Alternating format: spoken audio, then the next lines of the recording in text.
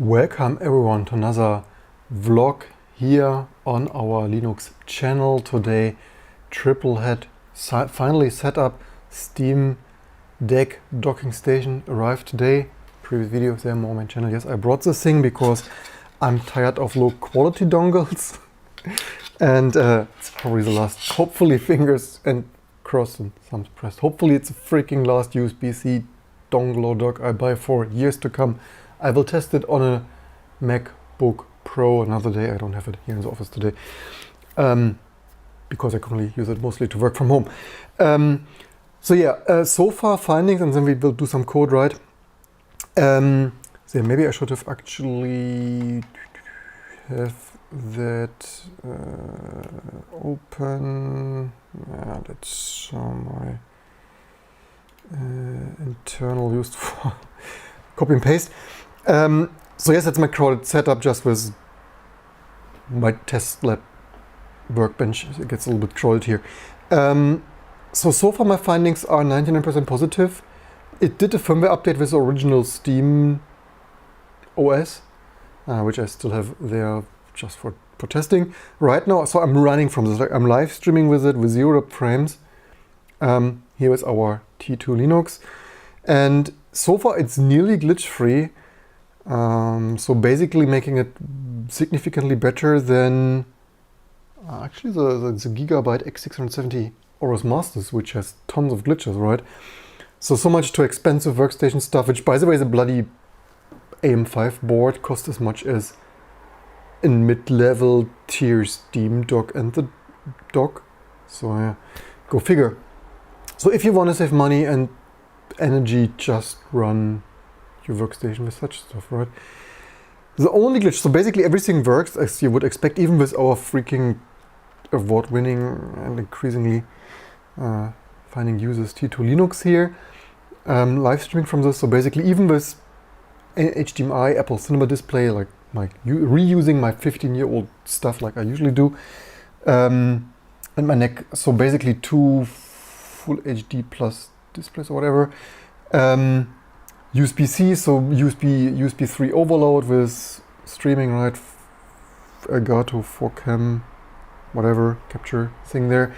And my portable Rotary SSD. And the only glitch, so basically it works, the only thing that I previously had, so there were 2 minor glitches, which I would forgive them for now.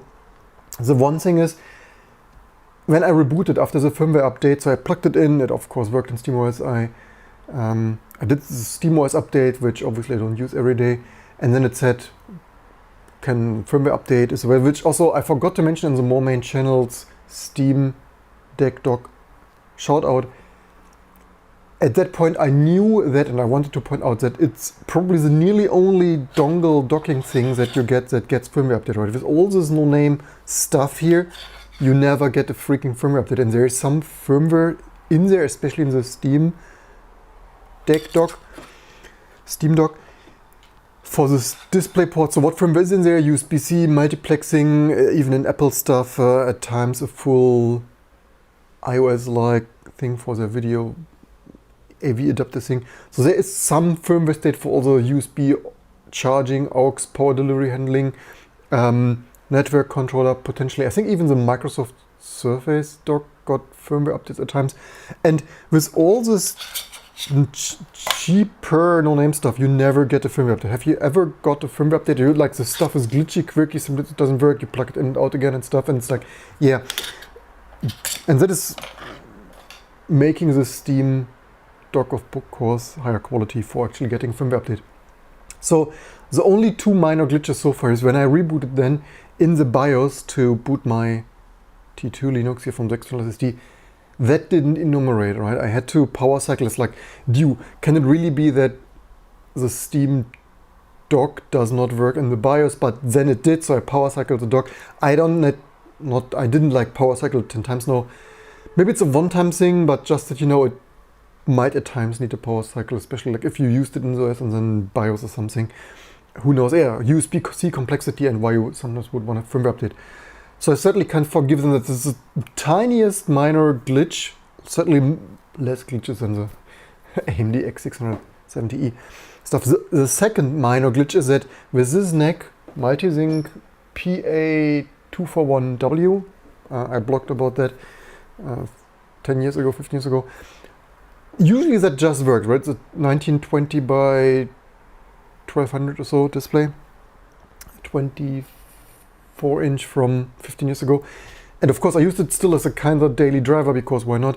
Works otherwise. And the only other glitch is when I connected that to the Steam Deck without the dock, even originally, that didn't do the native resolution of 1920 by 1200, but only 1920 by 1080 or so.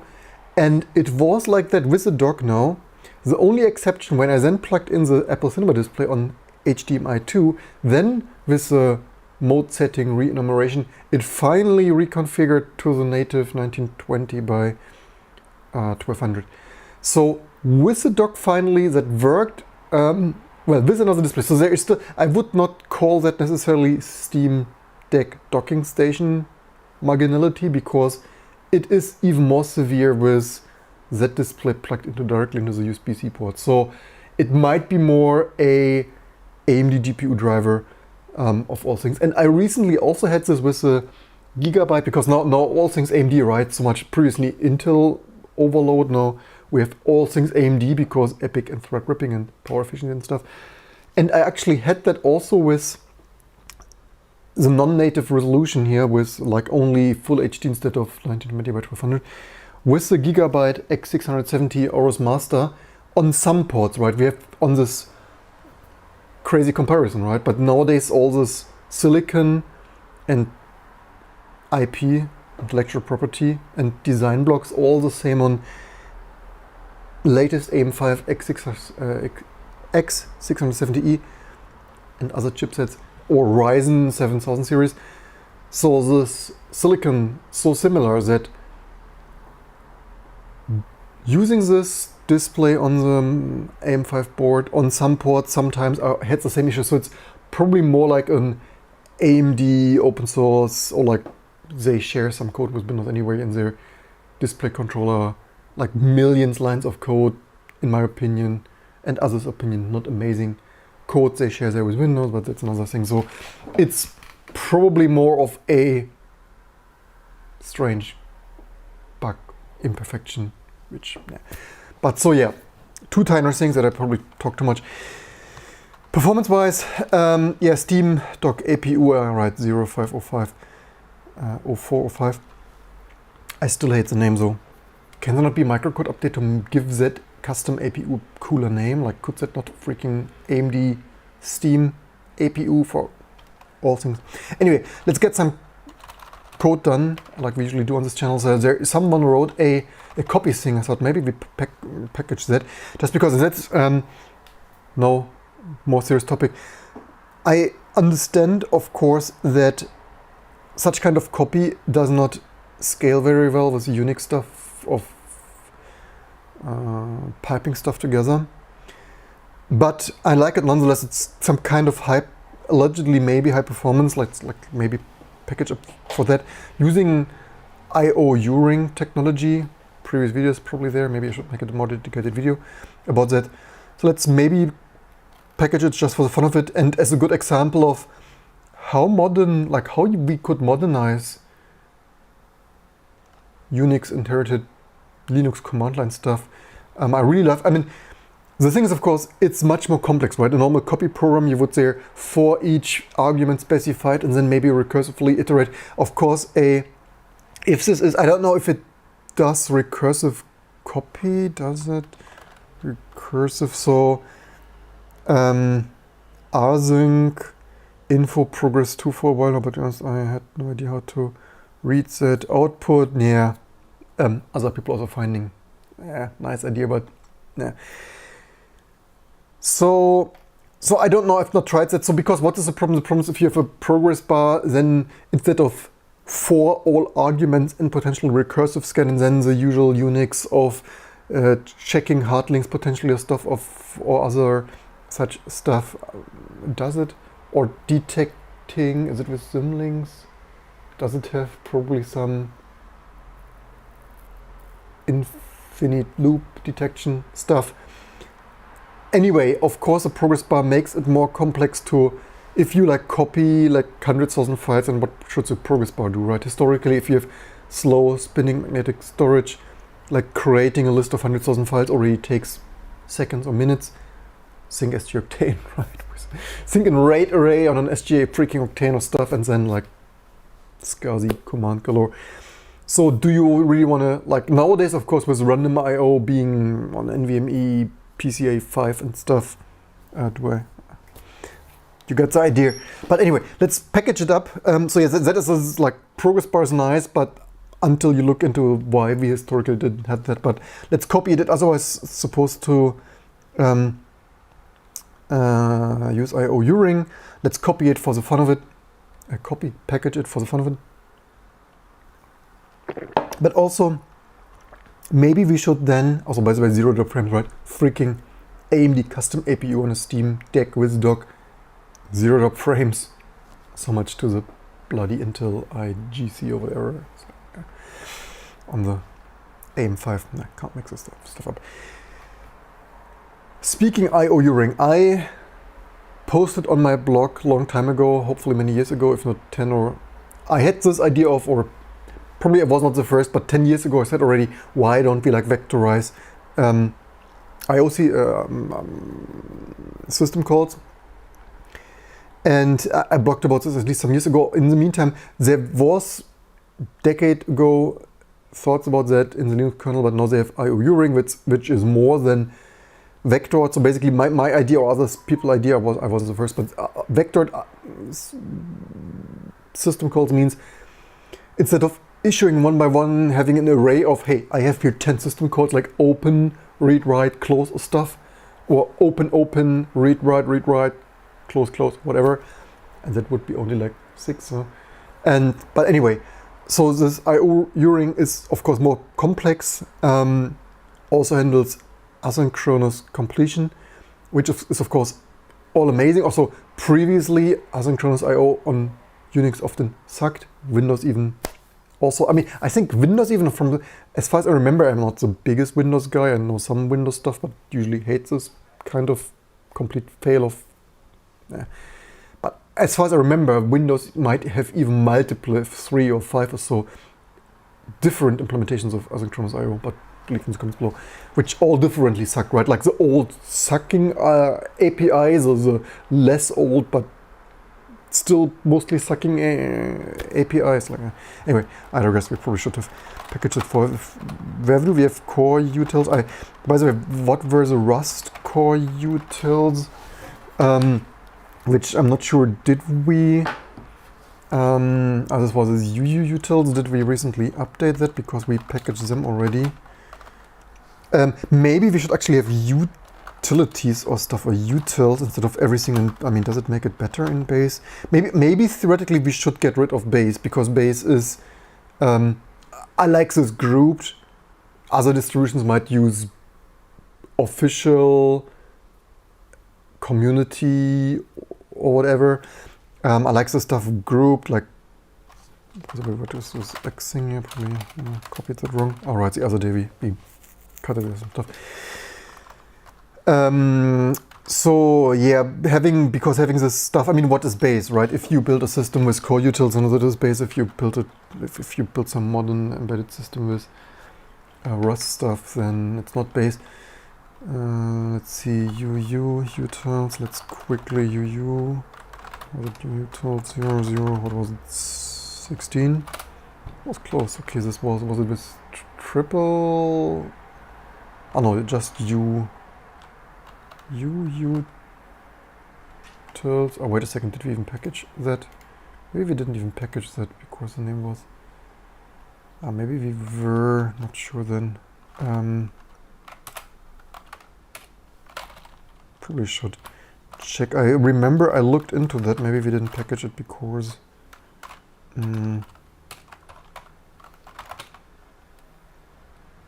maybe we didn't package that, so... Fair enough, maybe it was pointless at that time whatsoever. Let's only do that one here. We have somewhere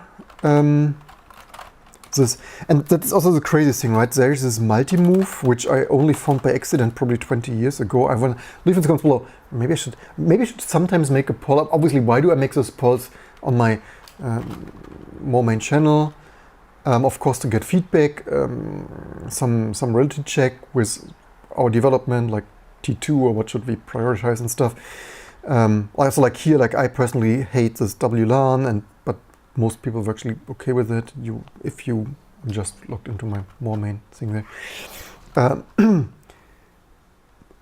Obviously, with engagement, also like that you learn something. I mean, like multi-move is total low-tech utility, but it's sometimes handy, like mass renaming stuff, right? Think you have image files, like thousands on your iPhone or Android stuff, and like image whatever you wanna, and similar such stuff.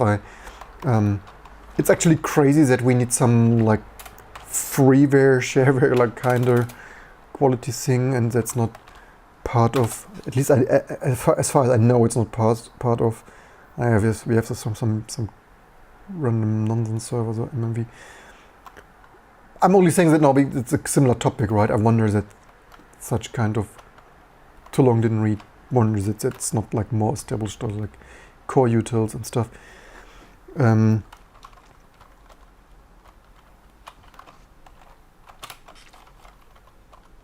Too many. Multi-move, whatever. Is there? This was from Sven Guckes, by the way. May he rest in peace, right? I think he passed away last year from cancer stuff, as far as I remember. Was very active in the local German, especially Berlin community. I'm actually surprised to find it on Guckes. What do we have here? MMV. Do we even have that here? No, we don't. Interesting. Is that even a newer version than we ever had packaged?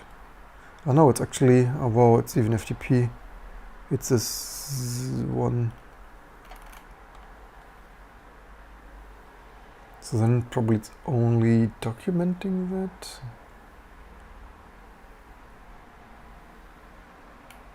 Interesting. I wonder if we should maybe just add this here. So yeah, that is base. I only looked this up too. So then I think it is that right, WCP. And welcome everyone. By the way, I hope the audio is good. I didn't monitor that. What I found is also I never had audio, like I usually didn't have audio issues like on my X470 3950X and X570 workstation 5950X. Audio was good. Now I find with this like new platform, right? I noticed the last live streams I did had some audio clicks in there, which I wonder why do they. Also, it might be Pulse Audio, right? Usually it's Pulse Audio. I also found like the Pulse Audio, maybe it's some 44.1K versus 48K nonsense and resampling. Probably it's Pulse Audio to blame usually, but never had an issue. And now with the X670 Aorus Master thing with the 5950X, like for years you didn't have issues. The latest, greatest X enthusiast platform, and you have audio click things there. It's like, yeah, thank you much.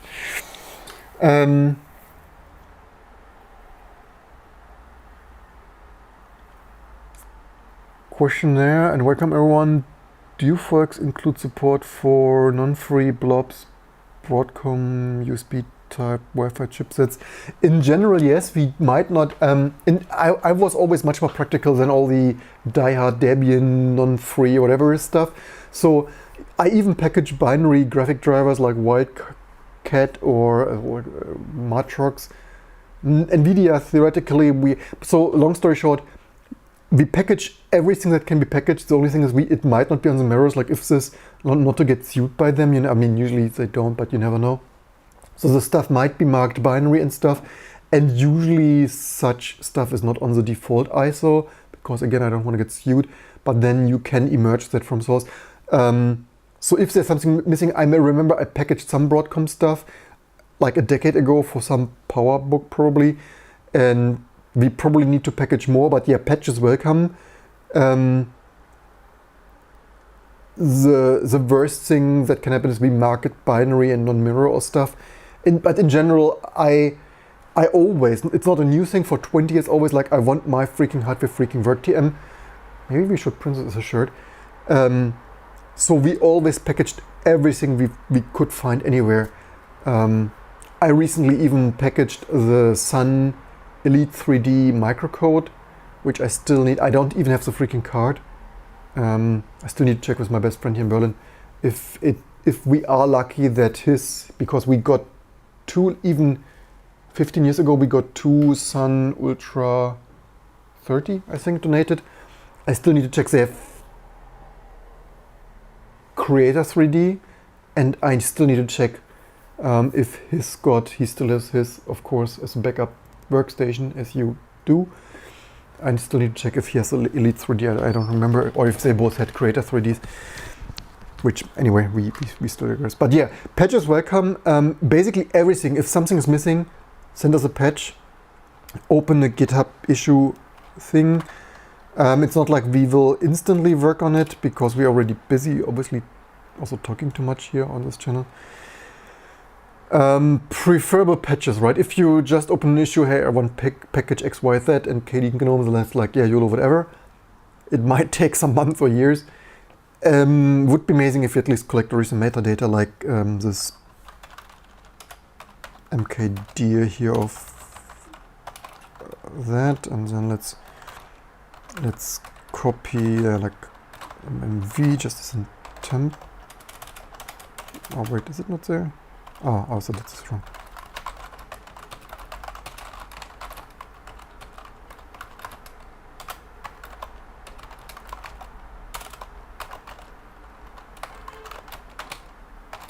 Yeah, I should have. The funny thing is, someone commented last night or so, why so much honking or so, am I traveling? No, I'm sitting in my freaking office, but people who desperately need to drive old-fashioned personal portable car things need to honk all day long each other and create annoying noise for all the people living and working here.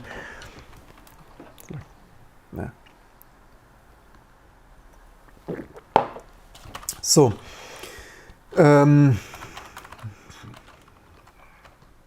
let's quickly create here some stuff. I hope it even freaking builds. Oh no. Might cross compile. But actually, I wanted to say 10 minutes ago before we digress that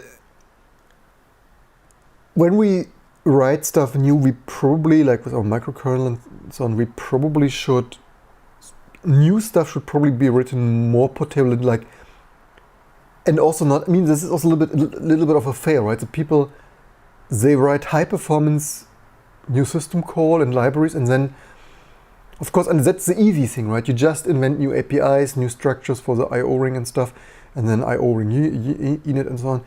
But, like handy library here. But the thing is, of course, that everything needs to be ported, right? The better thing would be to create new, more generic structures to use such more modern programming patterns or for all syscalls. So like now we have the issue, we have old-fashioned system calls and we have new high-speed U-ring system call interaction. And yeah, somehow this is obviously not helping in like it's like making the whole programming landscape with Apple iOS APIs, Android APIs, and Linux, like not even BSD, right? BSD different, even what was it? ePOL versus, what was the other something? And a few texts and U-rings, like, yeah, portable and abstract APIs are something else. I somehow find we probably should do way better.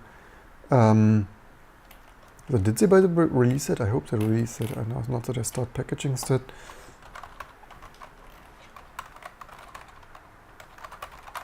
Did I start packaging stuff and he didn't even release the source code? Here probably just on the yeah, GitHub. There we have that. No releases though. Oh wait, it's already 2 freaking years ago. Ah, better late than never. It's of course work in progress. I mean, maybe it's not even worth it. I just wanted to discuss it a little bit, or what new stuff. Oh wait a second, this probably should have used his website here maybe. And you know what? Let's be funny. Name it a file copy. Could name it a high performance file copy thing though.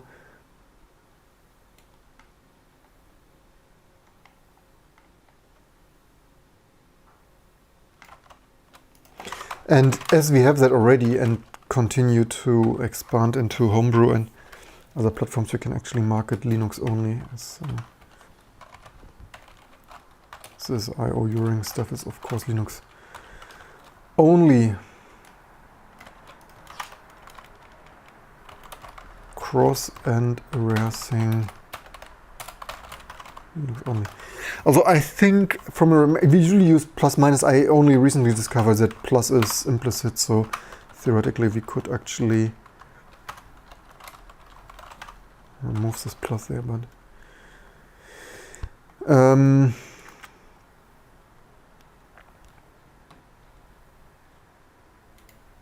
yeah, of course, in general, this needs a more portable implementation. And then, of course, the thing is, the only thing I recently got into that because I wanted to benchmark a new PCIe 5, I think, NVMe SSD, and it's like, is there nothing more efficient than CAT or so to dump data often on it? But so yeah, 6, 4, 6, 4.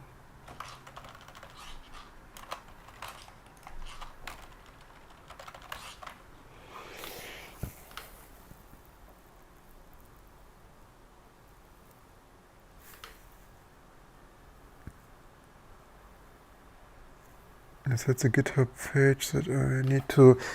Yeah, so that was a GitHub page. So it's of course not ours, so you need...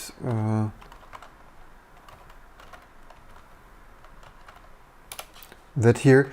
But again, patches most. You can also drop a patch by Discord, but I know that there are still some Discord patches pending. The problem is with Discord, this stuff gets a little bit out of hand. I would probably say it's best to, I mean, for me Discord is more like chatting stuff, and email is still kind of preferred over this issues here, so you can, yeah, but I mean, obviously the most modern is probably GitHub issues. But otherwise, mailing list is fine. Wine? Wait a second, what am I? Wait, this is all wrong. Oh, don't tell me I just closed the wrong. Did I close the wrong? Oh no, it's even the wrong one. How many wrong ones can you open and... Oh, this also happens. This is I'm using an older version. I think this bug is gone in new Firefox's way. I just really need to start using my new installation. I'm using this mostly for OBS quirks for high performance desktop capturing. Obviously, I'm running my own T2, right? So I have some custom hacks there because it wasn't upstream, because obviously it isn't. So what was the license? MIT, and then the download will be a little bit. What was the GitHub for? I mean, we can git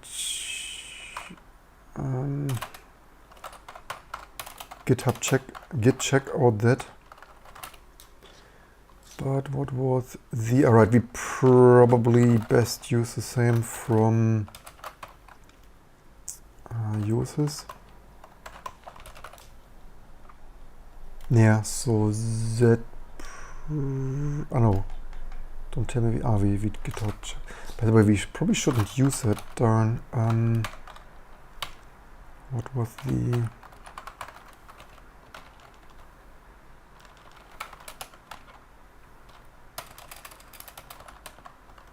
Or archive? Text, what was... There must be some... Oops.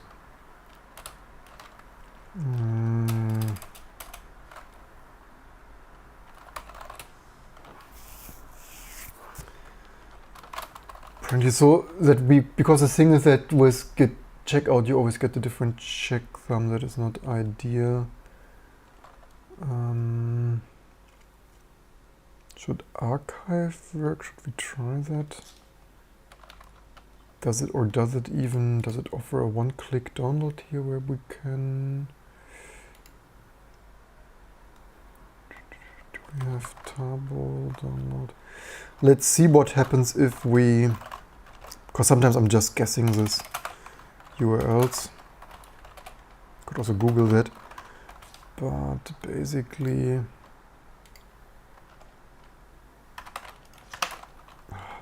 So hate when... I think this bug is also fixed already. I really need... This is also some older Sway version, like previously Sway version.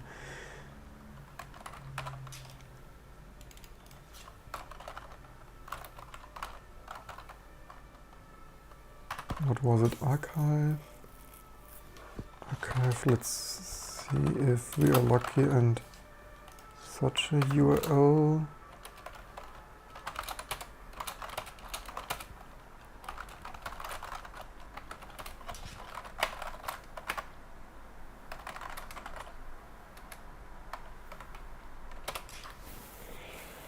Sometimes you find this somewhere documented.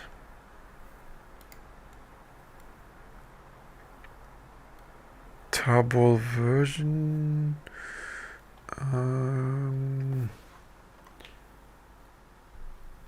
Tarballs, is that this GitHub?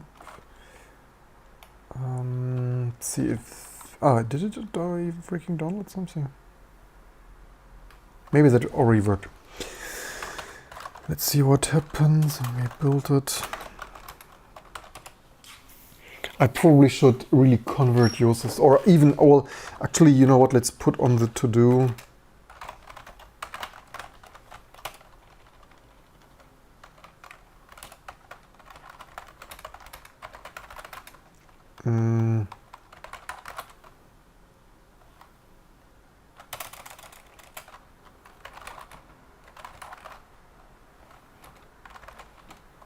Clone things. Okay, that didn't work. This is at least LTO. All right, this is an older installation. Actually, theoretically, we could try a cross compilation, although that might fail due to libio-ring. Do I have? Oh, wait a second. Do I have? Where did I build this? Cleaner. This is an old installation, like also 7+ years old, where yeah, LTO wasn't yet supported in T2. We should apply this patch actually. So yeah, 2015. It's actually freaking approaching 7 years. I think it cross-built apparently successfully. Maybe it doesn't have an install target.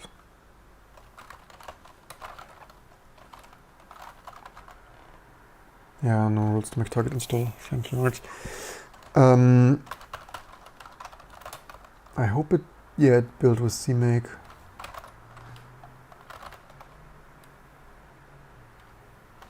Oh wait, it did custom build libio-ring? Maybe if it's not there.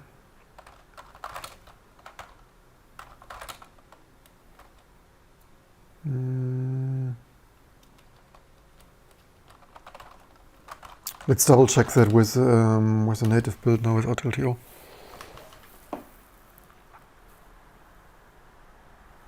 Greetings to Singapore. Happy you tuned in. Hope you learned something. Yeah, we're working on T2 Linux. I'm that author, maintainer, and stuff. So yeah, doing that. doing that here live on this channel.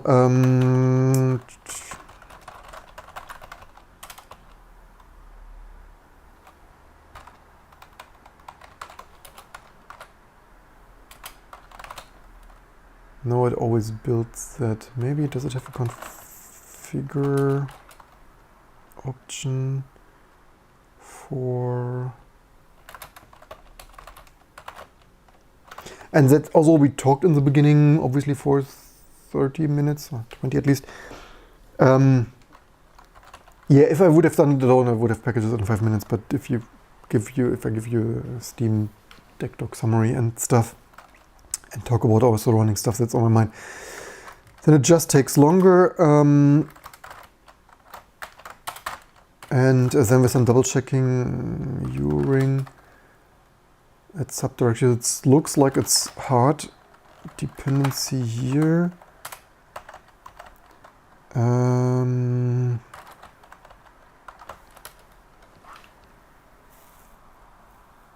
It's of course not ideal.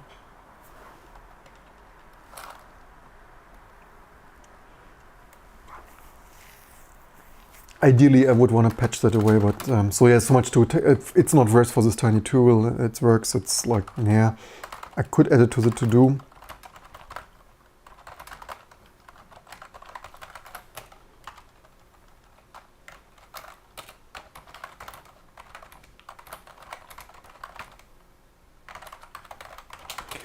But it's probably not worse for this proof of concept demo thing there. So install it doesn't, install it doesn't have, so and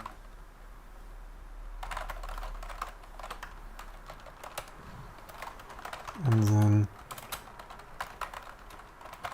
post make 5 install. Oh wait, it's probably somewhere else, right?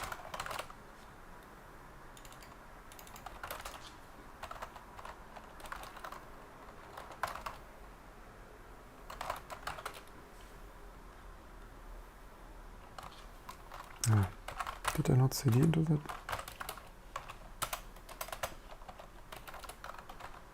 Wait, what's wrong? Ah, that is wrong with it. Okay, it did build that there.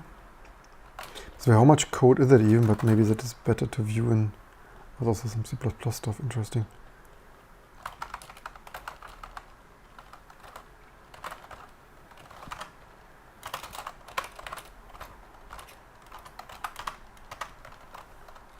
So that goes to root.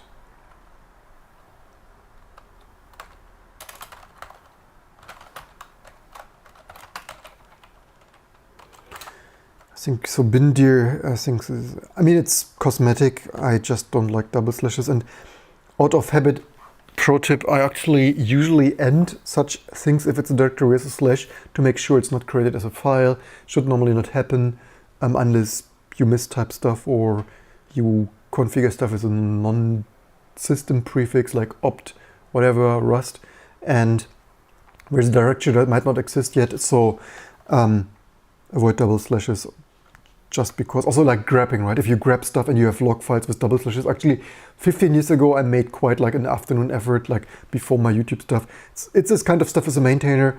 Even 15 years ago, it's like you notice something and then like you spend like an hour or 3 of an afternoon of grabbing through stuff. You probably find this in the subversion log history of cleanups. I also do that still here every other day.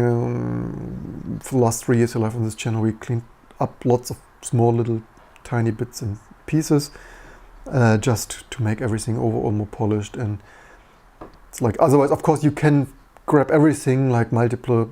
But it's of course easier to like not always having to worry if you grab for something that it's likely that there are double slashes in there. So yeah, let's see there. Did you start your journey? C++, what do you mean with that? I'd like to check distribution VM in a bit. Looking forward to see what actually possible is T2. MacBooks. Yeah, T2, it's of course T2, it's just a name. I mean, basically everyone T2 was just a placeholder name 15 years ago, when nothing else was named like that. Nowadays, of course, then Sun used that for their Sun T2 Niagara Fall CPUs there, and Apple had to use it, right? You think you choose a temporary humble name, and then everyone in the industry needs to use T2 for something, which is, yeah. So, let's copy a cache file.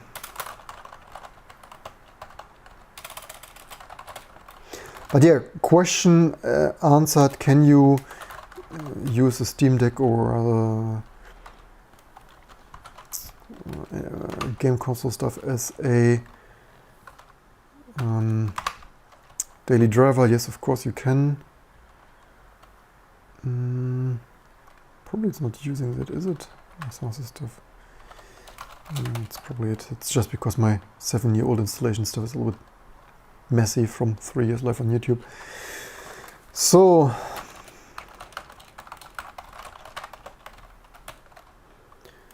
there is that. A file copy super fast or not. Let's maybe just because maybe we should actually test that.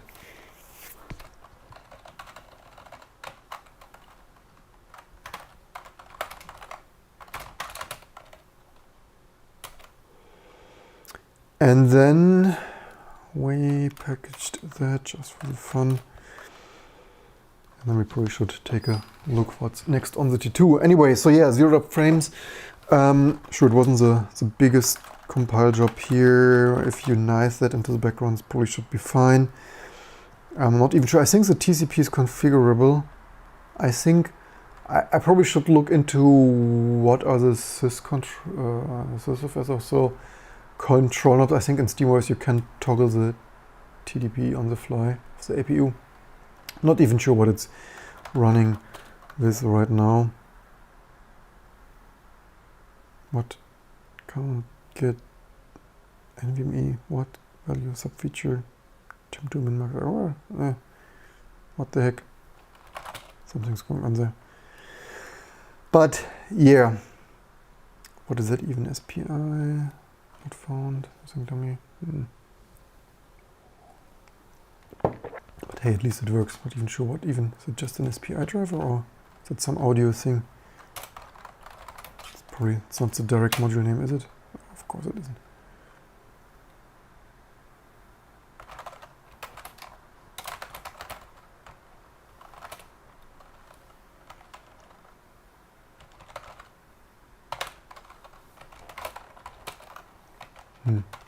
Quite some though. What is even? Not even sure which module that is. Yeah, it's something. So yeah, that's it for this video. Maybe one last note. I probably should make a dedicated review. So quite some people tune in, which is always amazing. And you probably don't want to forget to share, subscribe, give it a thumbs up, and maybe Patreon, GoFundMe, GitHub sponsor, all these efforts. But one last note is probably the Steam Deck might, of course, not be the best travel companion due to the size. If you are a gamer and likes this stuff, then it's obviously. Also, do I have somewhere probably some proper photo there? If you are sometimes a gamer or casual gamer, or if you just want this integration, like if you want to support Linux gaming, then it's of course an amazing device. And then if you, for saving money and the environment, want only one device, it's of course completely usable. But as a portable companion, it's not ideal because it doesn't have a keyboard, right? Or like two things. First, the form factor, which obviously some PinePhone or ultra compact laptop thing is of course smaller than with this ergonomic form there and controls and buttons and stuff. And so that mileage may vary, and the lack of keyboard. So non-rounded rectangle form factor plus keyboard, That's certainly the two major things to consider. Otherwise, you can of course always take a, especially if you sometimes game a little bit, better to have one device than a Nintendo Switch or so, and you have Linux gaming and your portable workstation with you. With that said, surprisingly positive test. Looking forward to see what is working on this, plugging this into a MacBook. Which even are those devices? The problem is always what is connected there. It's probably alright. Actually, it's like no device. Alright, it's only a hub. The only thing is the network. That is of course a question if there's a network driver for that. That I think was some A6. I think that name of this company, what was it? A6? No.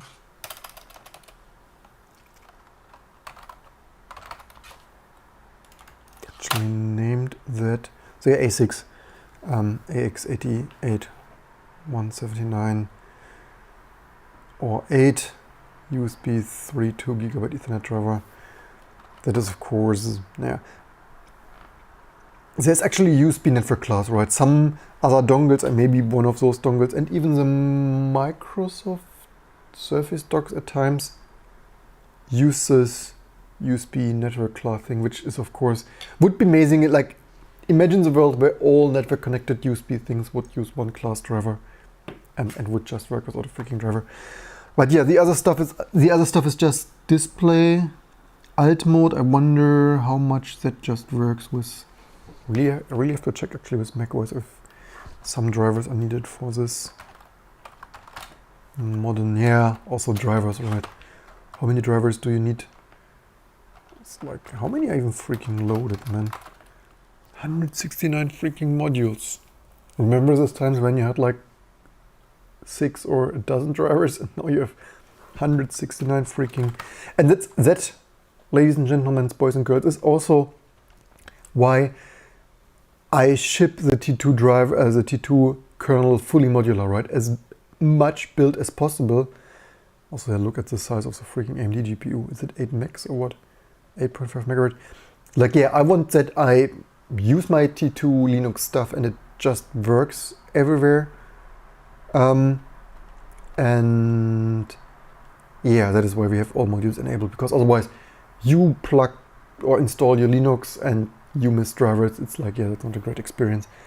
But it's obviously a crazy amount of, and everything in this single address-based monolithic Linux kernel, right? What could possibly go wrong? Who wouldn't want to write all subsystems and drivers and stuff in one address space? Yeah. That's it for the video. I hope you learned something. One quick check of the comments. And 131. Yeah, the Steam Deck, yeah. That's it for the video. I hope you learned something. And to see you next time for all this fun stuff to come.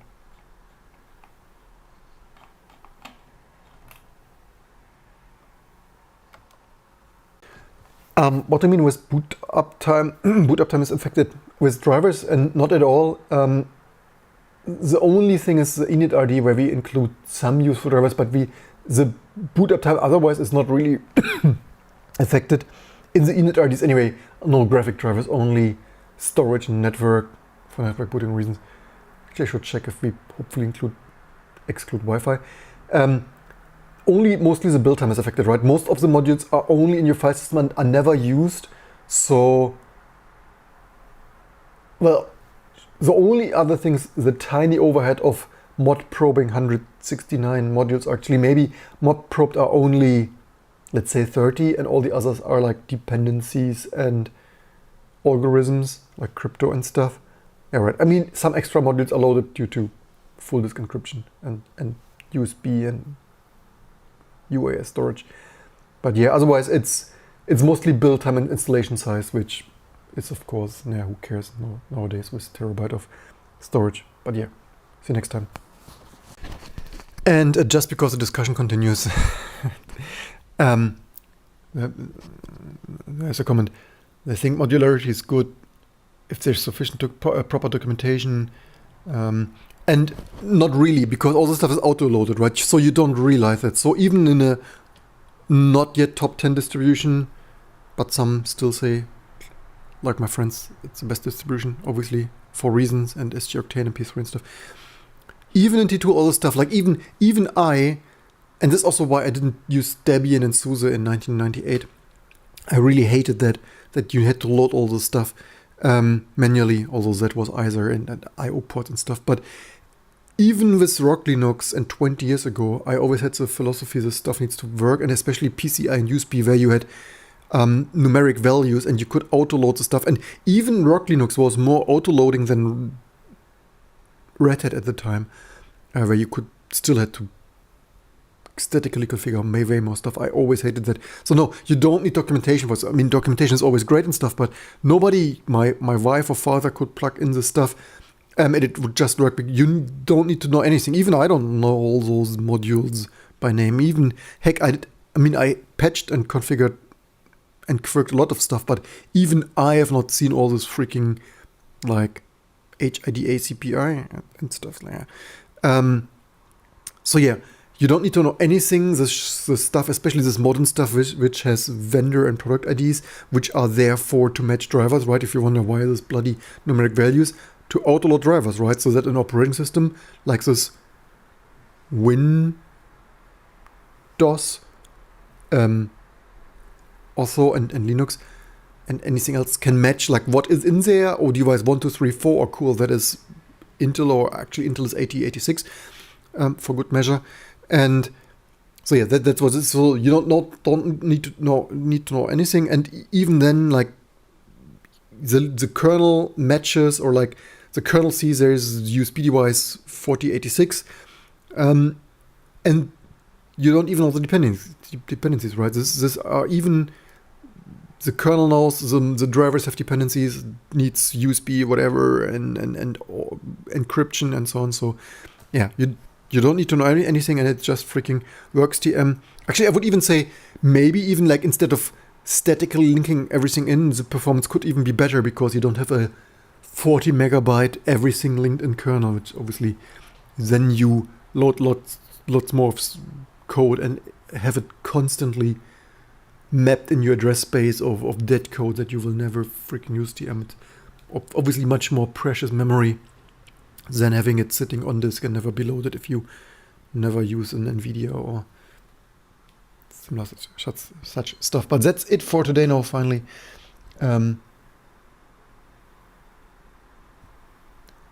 So questions, the things should autoload themselves. Yes, I have not loaded anything, right? So even in not yet as popular but increasingly successful T2 Linux, all the stuff is autoloaded, right?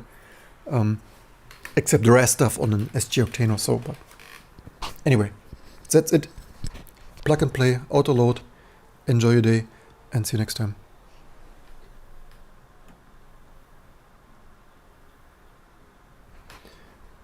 Okay, more questions. Comment: modularity is primarily used to increase performance. No, I have. You want to end a live stream and you need to correct such stuff. I mean, we are here that you learn something. I wouldn't sign that, in my opinion. So first of all, modularity is also first and foremost used to create maintainability, right? The more modular the stuff is, like having stuff in modules, like not everything messed together in one directory, but like one module for USB, one module for, it's like having stuff modular and maintainable and stuff. And then also, in terms of Linux kernel, you could build everything in. I would also say, normally modularity would also be used to improve upgradability, only that in the Linux kernel, due to implementation deficiencies and their constantly ever-changing APIs, you can't mix and match that. But otherwise on Windows, actually, you could exchange drivers from one machine to the other, or even sometimes version and stuff. So performance is not a primary thing. It's performance depends, but it can improve performance in situations where you don't need to load 90% of the stuff because you never use it, or it's not sitting in memory, or in wasting, let's say, 40 megabyte of memory for stuff you never use. But I would argue lots of other stuff are like maintainability and